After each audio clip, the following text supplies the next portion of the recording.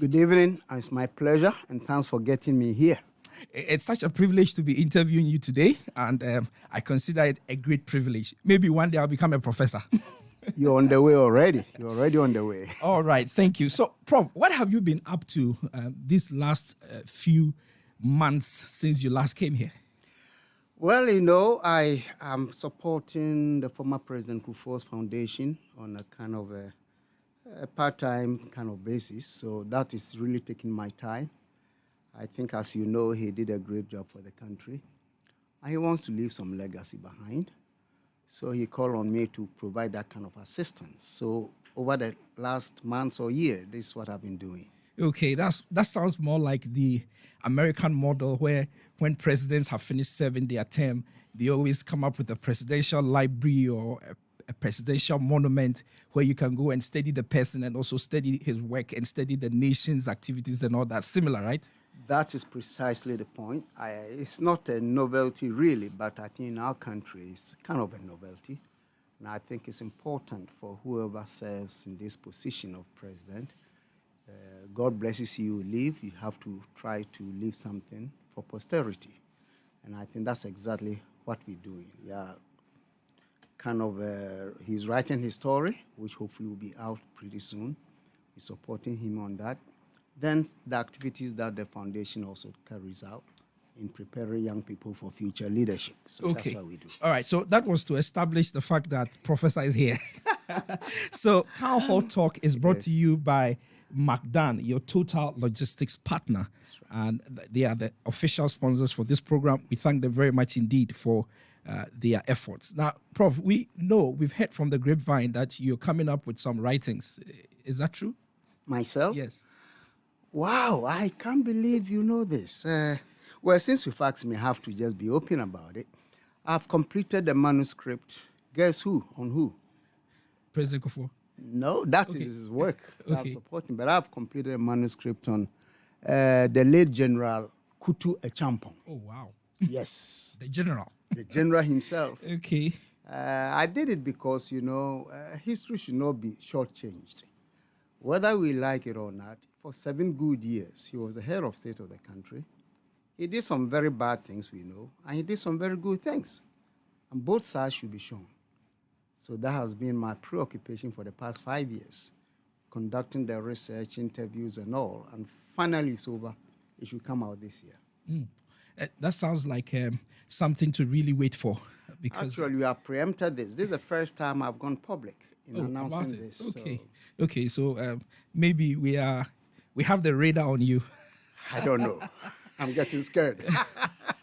Please don't be. Okay. It's for the good of the country, really. Correct. And correct. it is always good that our people who serve in authority, people who serve in places are documented. I believe in that a lot. Precisely. Yes. Precisely. So I look forward to this about Kutu Echampong. I also look forward to others on people like former President Rawlings and all that. Yes. They are all important for our history. Yes, absolutely.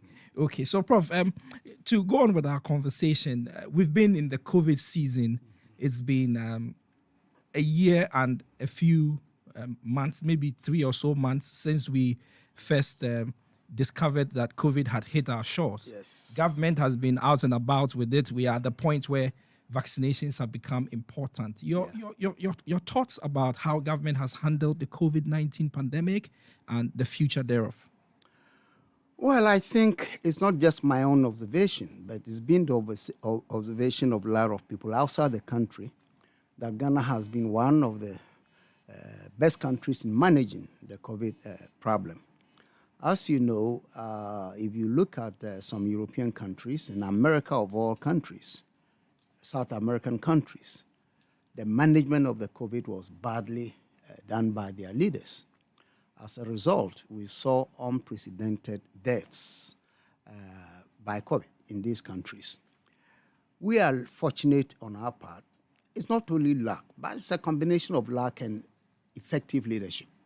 I think nobody can deny the fact that despite a few glitches here and there, overall, the government and the president of this country did a good job in helping to contain the COVID. There's no doubt at all in my mind. And I think he deserved that kind of commendation. But having said that, it's also true that there were some few glitches. But overall, I think he stands out as one of the few leaders in the world who really ably managed the COVID.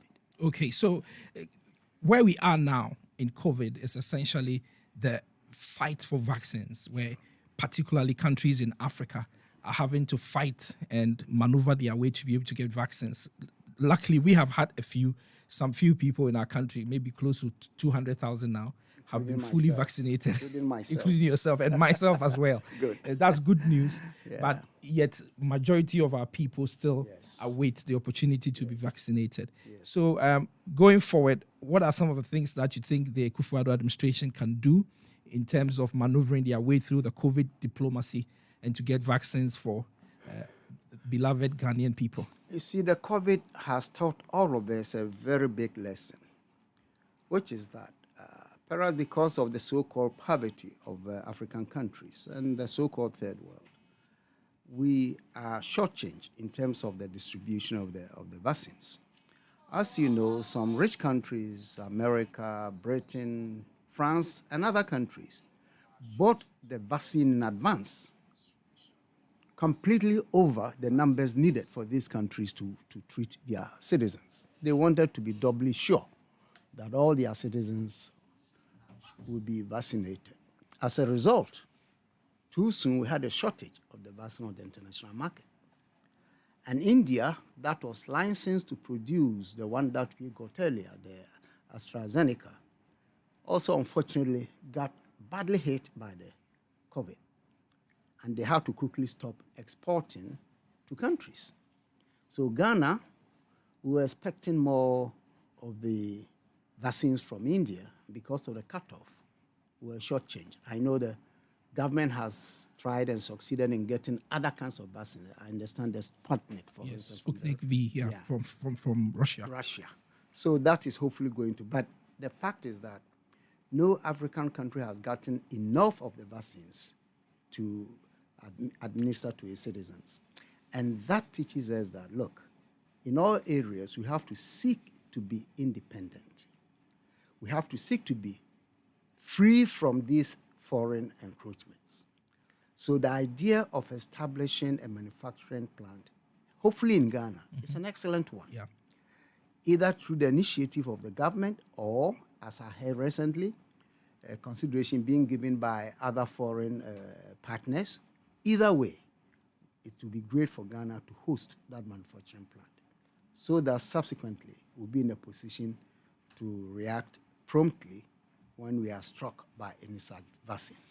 Well, yes, so vaccine diplomacy, very important thing. We told that the European Union is considering making Ghana the manufacturing hub for COVID vaccines for Africa. So that's a good thing. So thank you for your thoughts on COVID. Now, if you're just tuning in, this is Asasi Radio, 99.5 megahertz. The program is Townhall Talk, and your regular host for this program is Professor Kofi Abochi. Today, Baffour Agyeman is sitting in for him.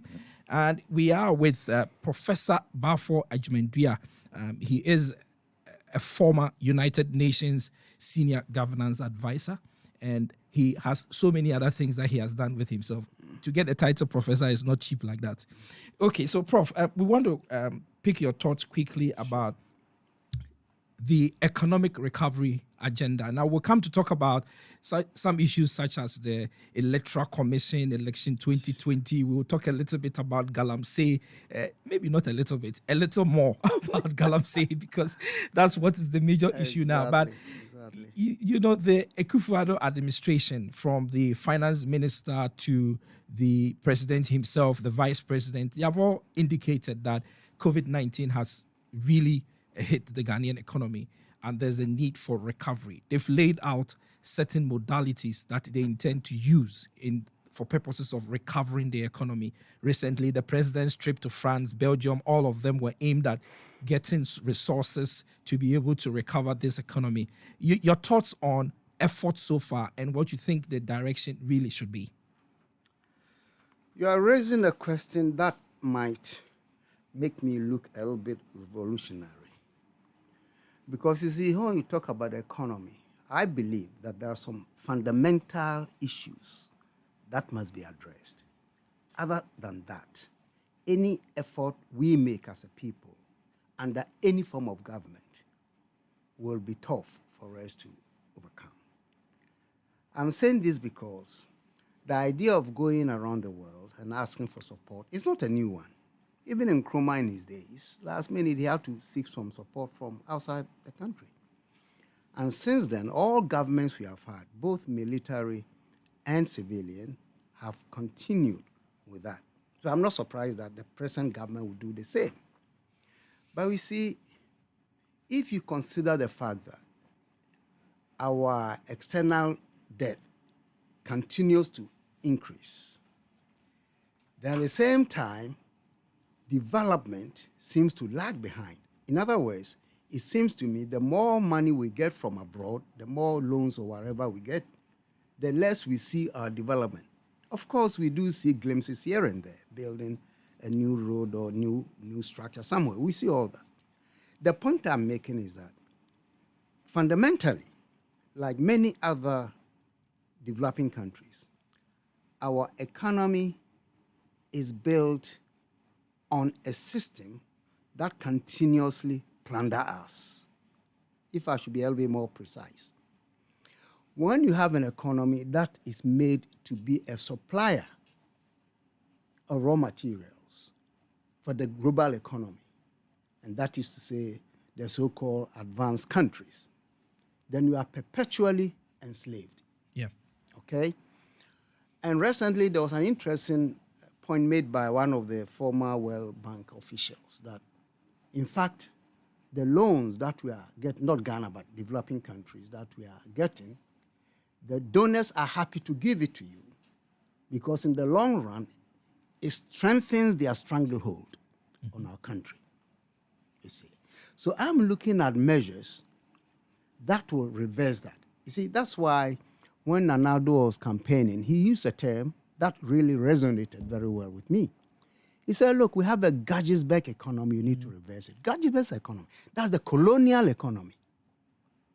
So I'm looking for measures that will reverse that. Then when he became president, he also came up with a very wonderful concept of Ghana beyond aid, Africa beyond aid. Another beautiful concept. So I wish that these two statements by our president, Nana Akufo-Addo, the Gadgetsburg economy that we don't need, and the Ghana beyond aid concept, if we could actualize, find a way to begin to actualize these two concepts, then for me, we'll be on the way to full economic development. Okay? Now, it seems to me, both concepts that were given by our president, in my humble opinion, I don't see much because it's more of the borrowing. It's more of digging ourselves deeper and deeper into indebtedness, you see. So I have that problem with our economy. And this is not because, I'm not talking about Nana Akufo-Addo, yes, you're talking about the economy in historical. general. Yeah. It's a historical trend that I'm looking for someone to break. Okay? And how do you break it? It's not an easy thing, but we can begin certain things. See, there are so many things that we consume in this country that can easily be made. Yeah. And that again gladdens my heart that this government has introduced the one district, one factory. In fact, that was going to be my follow-up question, but let's go ahead. Let's go ahead. See, yeah, because that is an antidote to what I'm talking about, the problem. So that must be accelerated. And once we get into that, there should be a policy to protect the domestic economy. Well, I know globally we have issues of protectionism can be punished by the World Trade Organization and all. I understand that. But there's still room for any country to protect certain infant industries. For instance, if we are able to achieve self-sufficiency in rice production, it will make no sense for me to have a free reign of foreign rice in our market. You can begin to regulate it, and nobody can stop you from that. Poultry.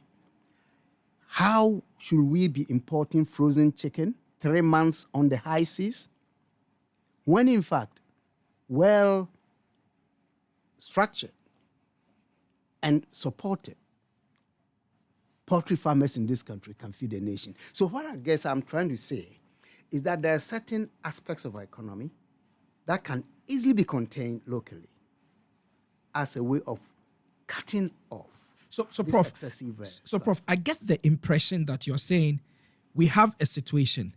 It appears we have a strategy on paper or in our rhetoric, but practically speaking, we don't see those solutions that we have written on paper and sometimes heard in our rhetoric being practicalized in order to take us away from the challenges that we are facing economically. Is that the impression I get? It's not a bad impression. It's not a wrong one. Practically, certain things are being done, and I've cited the one district, one factory. It's a first step we've taken. We need to accelerate it. Okay? So certain things are being done. But overall, it's just a drop in the bucket. Because there are other areas that may not need as much effort as we are making for the one district, one factory. For instance, rice plantation. This country can feed itself if you are serious. Do you know we achieved rice self-sufficiency in 1974-75? In Ghana. Under Champon. Operation Feed Yourself gave this country surplus rice production that were exported to Burkina Faso. It's on record. Compared to planting for food and jobs now as we have it. The target for this one, planting for food, is to get us to that level by 2023 or 2024. That's what I hear. So we are not there. At the moment, we are spending close to $1 billion a year importing rice. You see, but it's interesting to know that more and more Ghanaian rice farmers are really picking up. So hopefully, if we sustain that momentum, I can see Ghana becoming self-sufficient in rice in a matter of a few years. That's what we should be looking at. Okay, so when you talked about the colonial economy and the Ghana Beyond Aid, which has been a rhetoric by the current president, correct, something came to mind which has to do with the part or the function of private sector. And the reason why private sector comes to mind is because to exorcise ourselves from the Gadgetsburg economy, as we call it, and also go beyond aid, what it will mean is that we need the private sector leading the pack. Is that what you see happening in Ghana? You think that the private sector is having a field day, they are sitting that they are afraid to take risk, the politics, the this, the that? Well, you mentioned some of the problems yourself. Certainly, our politics do not seem to encourage that. There are few companies. One can easily cite Zoom Lion, because I believe Joseph has played it very well. Either party in power is able to deal with them. But many others fail. Okay? So if we want the private sector to become truly the engine of growth, then we should insulate it from politics and deliberately cultivate Ghanaian, and I'll use the word, capitalists. There's nothing dirty about the word. I'll prefer Ghanaian capitalists than foreign capitalists who will come and exploit us. So we need to cultivate Ghanaians in the private sector.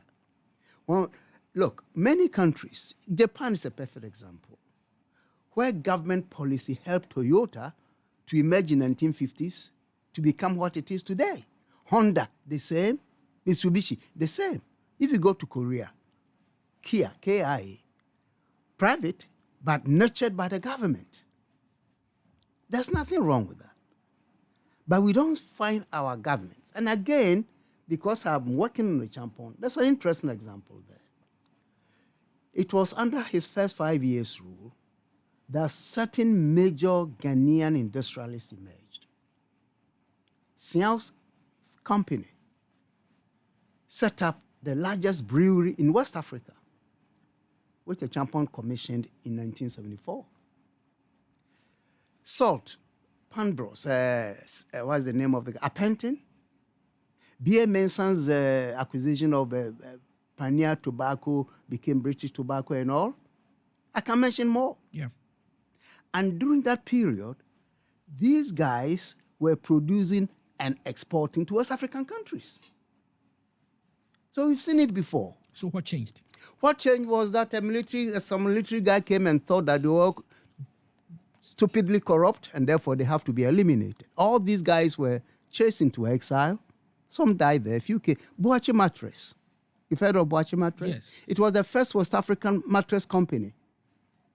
Started exporting to West African countries. Okay? So we've seen it before. And these things happened during that period because of a deliberate policy. If you remember Champon's mantra, Ghanaians should capture the commanding heights of the economy.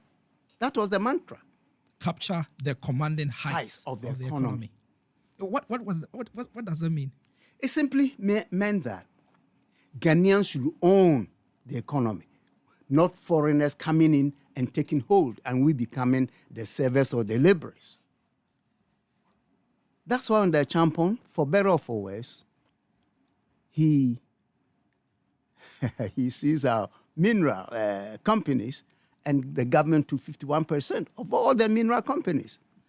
In retrospect, they did help us or not. I don't know. Some failed, Now, as I speak, Ashanti Gold is not Ghanaian. You know that. Mm-hmm. It's on New York Stock Exchange. Ghana's share 2% is not even visible anymore.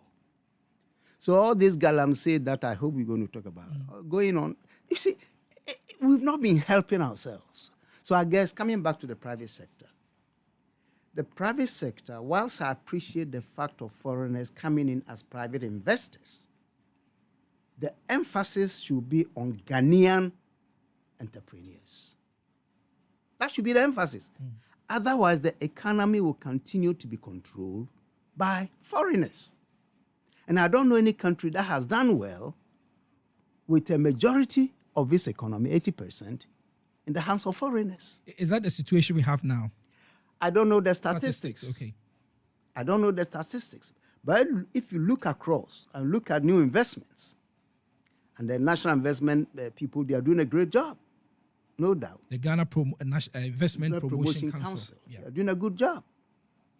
But me, I look at it from a slightly different angle. Whilst I appreciate that creating jobs and all, if you are not conscious of the ultimate implication, then in the end, we find that all aspects of our economy will be owned by non-Ghanaians. Okay, so it's the Ghana Investment Promotion Center, which is the GIPC. Initially, I said something else. All right. So, okay, so Prof, I think interesting conversation on the Ghanaian economy and what we need to do to be able to get ourselves out of the impact of COVID-19. And maybe I should pick your thoughts on that. The COVID impact and some of the measures that government has announced so far, particularly the Obatampa Cares program. Way to go? Well, first of all, I don't begrudge the government for taking these measures. Because not only in Ghana, the COVID has devastated almost all countries around the world. Even Germany's economy shrunk by, I understand, shrunk down to about, I'd forgotten that, 30% or something. America has to vote $3 trillion to kind of reboost the economy. They literally had to share money to their... Exactly. to their citizens, to support them. Renters, people who could not pay their rents. So if you think of Ghana, in a way we're even lucky that the devastation was not as much, but still devastating because look at the tourist industry that used to bring in money. It's almost all gone. If you go to hotels and check with their managers, you know that occupancy rate dropped to about 20%, some less than that. Mm-hmm. So if they are not making the money there, it means that IRS or GRA is not taxing.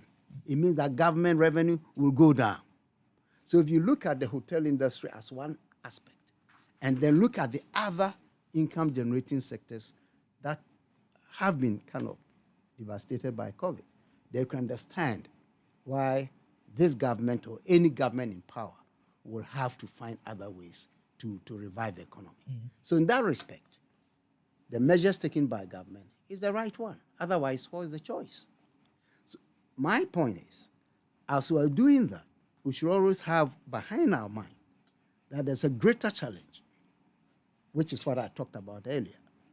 That as we are looking for ways to relieve us temporarily, I call it temporary relief, the bigger one is how we eventually wean ourselves away from foreign domination. Okay, so Prof, I read somewhere, and we'll wrap up the conversation on the economy and talk about other things, but I read somewhere the other day that the Singapore economy was largely, prior to COVID-19, supported by the services industry. We know that Singapore people go there, they're banking and all that stuff.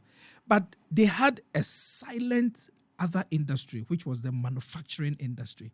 And when COVID struck and affected the services industry, it appeared that the manufacturing industry sustained the economy.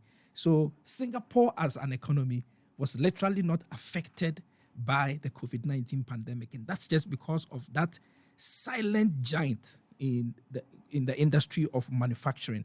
I know the government is talking about one district, one factory, which is essentially for manufacturing. But what can we do with our manufacturing industry so that we can boast of the Singapore example? The Singapore example did not come overnight. Did not.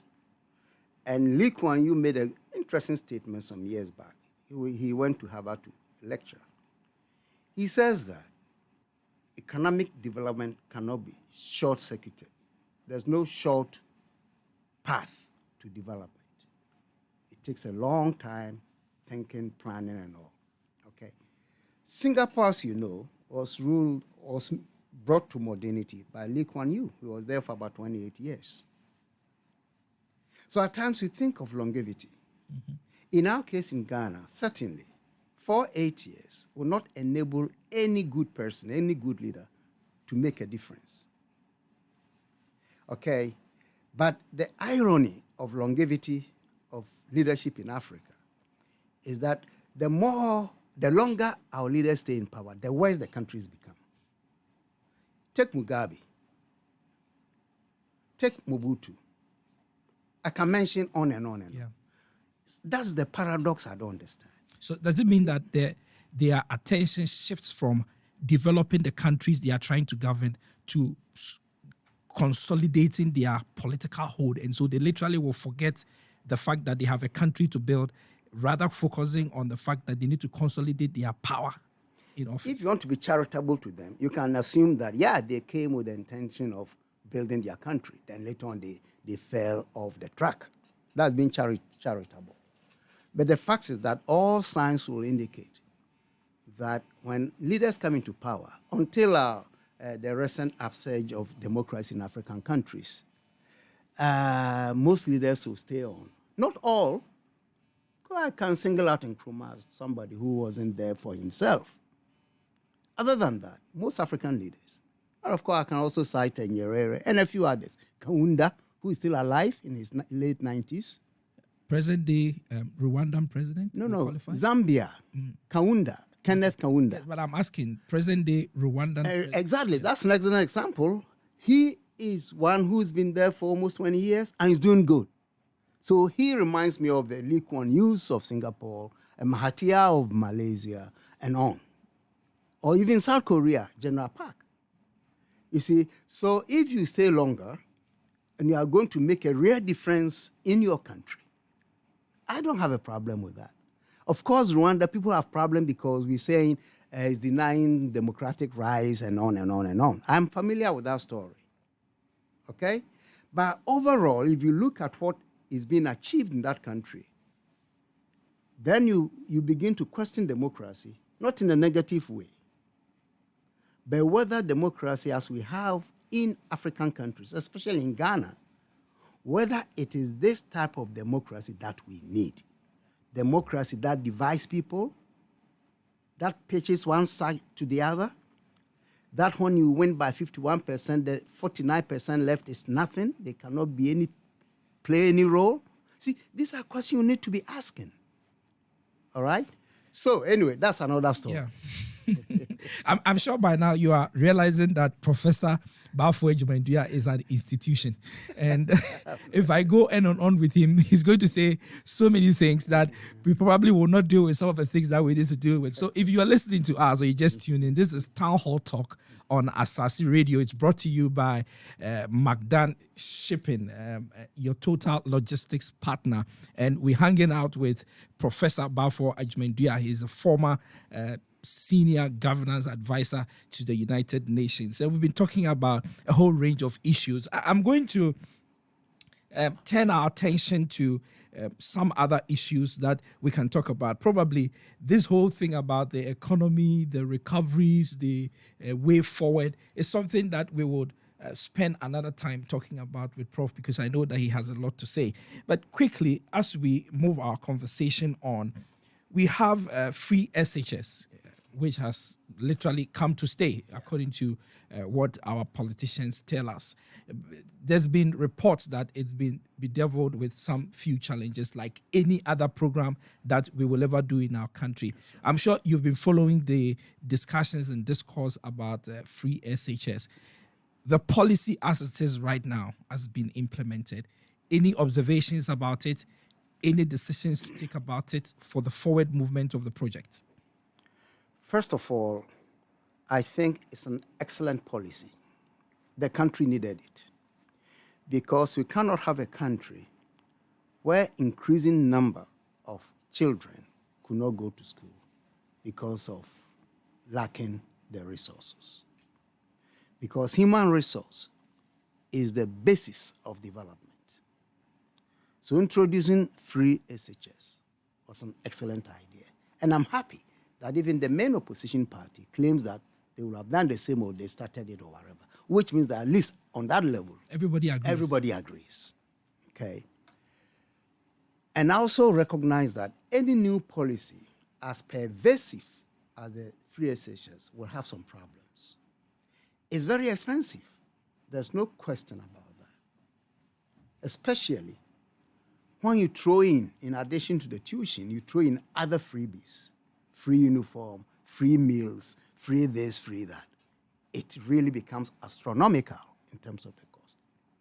So if you look at the size of the economy and the increasing cost of this policy, then I think you have to think whether it's sustainable, despite its relevance and the inherent goodness that it has, okay? So going forward, I think that some of the freebies can be withdrawn. You see, my original thinking was that tuition is number one. Everybody needs to have tuition-free education. And for the sake of those who could not stay home and go, boarding. That's fine. Because if you consider the fact that the lowest income earners in this country, not only in the cities, but in rural areas, they struggle to put their case in what they call international schools. Do you know that international schools are all over the country? A lot, yes. I do know that. I know that very well. Yeah. It's an indication that every parent will want to see his or her child going to school, and a good quality school.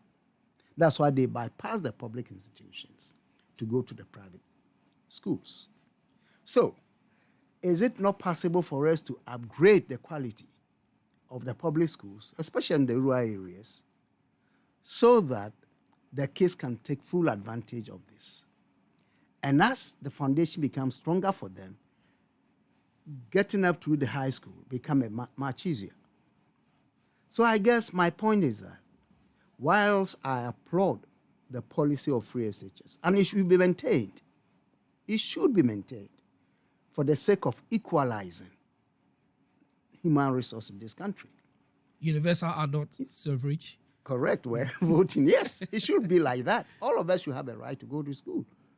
So if the state is stepping in, I think it's great. But I'm saying that if I look at the growth of the economy, look, this, whether it's 4%, GDP, whatever, those econometric stuff, I don't fancy them. The fact is that the economy on the whole, is not expanding. And therefore, any policy initiative that is going to consume 50, 40, 50, 60% immediately will put the brakes on the other sectors of growth that we need. So I think where parents have the capacity, and I know that some time ago even the finance minister suggested, whether he meant that suggestion to be public or not, it came public, that parents who can afford should be allowed to pay. You see. So I think the government should not feel embarrassed or ashamed or whatever to revise it if they've come to a point where the challenges are becoming overwhelming. So earlier on, you talked about some of the things or some of the components that come with free SHS. You were thinking that some of them can be dropped. Can you help us with any of them you think could be dropped? I haven't done a real study because anyone you want to drop, there could be somebody who needs it the most. For instance, if I say drop uniforms, it sounds so easy, but I know there are some people who are earning just roughly 500 or 1,000 cedis a month, less, and getting the free uniform for their wards becomes very important. If I say let parents contribute to the meals, which is now free, the same argument will be mastered. So my point is, no matter what argument you make, there will be a counter argument. So the government, in its own collective wisdom, after consultations, should be able to determine where to cut. Because continuing with the same arrangements is going to hurt the economy the more. We cannot afford to spend 50, 60% of our income. By so doing, we see we don't have roads, and everybody's crying for roads. Yeah. Water is not available in many places. They are crying for water. Electricity is not stable. It's going to be stable, we are told, but many places also don't have it. Doom fix. You see, so we have so many gaps in our development. So whilst I appreciate the fact that we got to build a human resource base through education, I'm also arguing that, look, where Ghanaian citizens are capable of taking care of themselves in some ways, allow them to do so. Okay, so you're listening to Asasi Radio, and the program is Townhall Talk. And our guest today is Professor Baffour Agyeman-Duah. He's a seasoned Ghanaian elder statesman, and he has endured the test of time. From his conversation, you know that this man has been through the mill, and so he knows what he's saying, and he talks on authority. So we've had a series of discussions. If you're just joining us, so many things we've talked about. But for the rest of our time that we just ended on free SHS, but the rest of our time that we have, we are going to divide it between election 2020 review and also the Galamsey fight. Now, Prof, over the last few days, the Electoral Commission hosted an IPAC meeting where they sought to review the 2020 elections. They came up with some proposals, including the time to close elections, 3 p.m. and all others. The leading opposition party, or the biggest opposition party, obviously chickened out of the meeting, didn't participate. And subsequently, they came up with a statement also preferring what they think should be done instead of what the Electoral Commission and all the other political parties agreed on. The smaller parties also came out, issued a press statement saying that they think they've been disrespected by the NDC. They matter because they are also Ghanaians. They want to be citizens and not spectators and all the blah, blah, blah.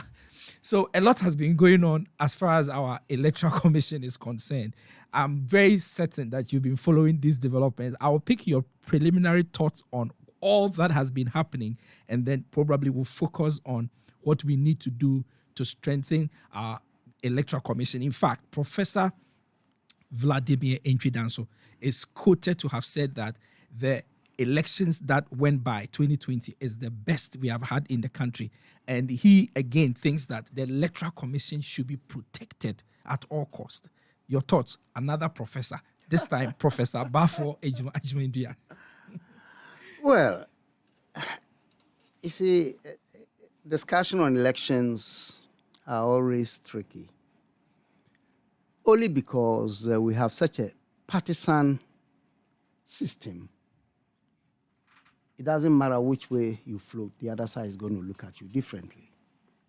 But there are certain facts that you can't gloss over. Election 2020, in my view, was well organized. Starting with the registration, that a lot of people doubted. The registration went very well. Few hitches, but that you find in any mass initiative. So for me, it wasn't a surprise. But in the end, we all discovered that the registration went very well. So that was the first step we took. Then it came to the actual elections. The organization and everything else, I think, went very well. Very well indeed. What went wrong, in my view, was the incidents that occurred at certain isolated places. The Techiman South, good example, one from Western region, and a few others. Those were really sad. I mean, it shouldn't have gone that far. Breaching the security and all wasn't what we wanted. By the way, let me tell you, I followed Ghanaian elections. 92, I wasn't in the country. But from 96 up to last December, there's not a single election having followed. I used to organize myself, if you know, yes. Working at CDD. CDD. Yeah. Kodeo, that is thriving. I wouldn't say it's my initiative, but I led it when we formed it at CDD. Okay. Okay. So I know all this. Every election we have problems, oftentimes violent problems. So the occurrence of violence in itself is not new to our elections. But I think the scale of it was frightening this time around. Also, I had expected that after going through all these processes since 1992, the latest one should be better. So if there was violence in 2016, I don't expect it to be repeated in 2020. Or maybe in terms of magnitude. Magnitude, and even the incidents. The incidents, okay. I don't want incidents to become part of the electoral culture. You see, that's where my disappointment really lies. So if you're talking about the 2020 elections, also know that prior to the elections, the opposition party had serious problems with the Electoral Commission, especially after the previous chairperson was displaced. Since that point, it seems to me, I may be wrong, it's been the determination of the NDC not to fully cooperate with the Electoral Commission. It's obvious. So the beginning of their bitterness with the EC started with the displacement of Charlotte Osei. These are facts, okay? And I think they brought that bitterness to the 2020 elections. And they were helped in achieving that kind of end by the overexuberance of the security people during the elections. So they now got a case. Okay. Having said all that, we should rather be looking forward. And I think the first thing that needs to happen, and I should say before then that it was unfortunate that the last IPAC meeting that you referred to, the NDC chose to sit out. Because I believe strongly that we cannot have a complete electoral politics in this country without NDC. The NDC, NPP are the only parties that win power in this republic. That's on record. It's on record. It's undisputed. Exactly. So therefore, I cannot see how we can have a successful electoral democracy without that big party.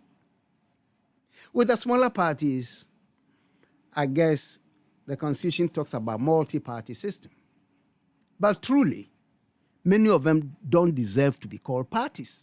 In fact, the Electoral Commission says that if it implements its rules and regulations strictly, why is it not implementing its rules? All of them will not qualify. If we are in a country of rule of law, why do you let them be if they are their existence against the rule or the law? You see what I'm saying? Yeah. So if you want to gloss over, that's fine. The fact is that you cannot compare these parties to the NDC. Okay? So I think that the Electoral Commission and the NDC should find a way to seek accord. You know, in such a case, to save the faces of the two sides, something must give and something must, be taken. So somebody need to bring them privately and let them talk. And hopefully they can reach them. NDC needs the EC, by the way. You cannot win power without cooperating with the EC. It's impossible. EC needs the NDC because for successful elections, you need the two parties participating and cooperating. So either way, I think we need to find a way to bring them to some kind of accord. Yeah, so finding that way is what is the major thing now, because obviously there's a need for some sort of healing or reconciliation between the National Democratic Congress and the Electoral Commission. What is going to be the way forward in achieving that reconciliation? Is it going to be some eminent person, maybe like yourself and other people? Or is it going to be an external factor out of the country, maybe something? What's going to do? We don't need foreigners in this matter. I think there are capable individuals, people with what I call with a convening authority to assemble the factions privately and talk. And in fact, in the recent statements of the NDC, I saw some glimpses of hope. Because I know one of their leading members or executive even praised the director of elections, that he seems to be a good guy, so to speak. So I think there's room, okay? So the earlier they try to find a way to mend their ways and work together, the better for all of us. So I think there are, as I said, there are a lot of people in this country who can play that role. And I think the party, the NDC itself, knows that it got to come to a compromise. But, it's become a matter of who takes the first step in negotiations. In fact, and that's what my focus is. I want to know exactly who or how the first step should be taken. Oh, you can get any side to take the first step. I believe so. We can get who? One has to take the first. You said we can get who to take the first step. I think we can get any side. Any of them to take the first step. Well, I think that the Electoral Commission can take that step. I think so. I will agree with you on that. They should. Okay, so the EC during the IPAC meeting proposed that they want to close elections at 3 o'clock.